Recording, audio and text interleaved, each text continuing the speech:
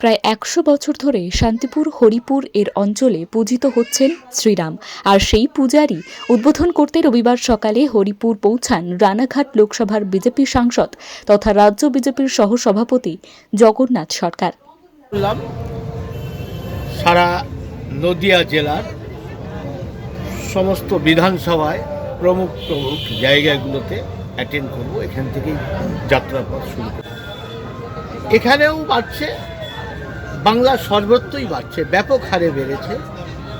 আসলে ঐতিহ্যশালী রাম, তার যে কার্যকলাপ, তার যে সমাজ ভাবনা, পরিবার ভাবনা, পিতার প্রতি পুত্রের কর্তব্য, দাদার সঙ্গে ভাইয়ের কি সম্পর্ক হওয়া উচিত, স্ত্রী স্বামীর নীতি কর্তব্য বোধ এবং শাসক হিসাবে, রাজা হিসাবে প্রজাদের কথা শুনে চলা, তার গুরুত্ব দেওয়া, নিজের পরিবারকে পর্যন্ত ছেড়ে দিয়ে তিনি প্রজারঞ্জক শাসক ছিলেন।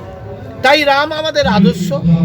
তিনি যা করে গেছেন, আমরা চাই এই রকমই বাতাবরণে সমাজ শাসিত হোক। অন্যদিকে একই পুজোয় অংশগ্রহণ করতে পৌঁছান শান্তিপুরের তৃণমূল বিধায়ক ব্রজকিশোর গোস্বামী। আর এই নিয়েই শুরু হয়েছে রাজনৈতিক তরজা। এদিন বিজেপির সাংসদ দাবি করেছেন হিন্দু বিরোধী দল তৃণমূল। অন্যদিকে তখন শান্তিপুরের বংশ পরম্পরার সনাতন ধর্মকে রক্ষা করছেন তাদের পরিবার বলে দাবি বিধায়ক ব্রজকিশোর গোস্বামীর। নদিয়া থেকে অরিন্দম চক্রবর্তীর রিপোর্ট, টাইমলেস ডেপিকশন নিউজ।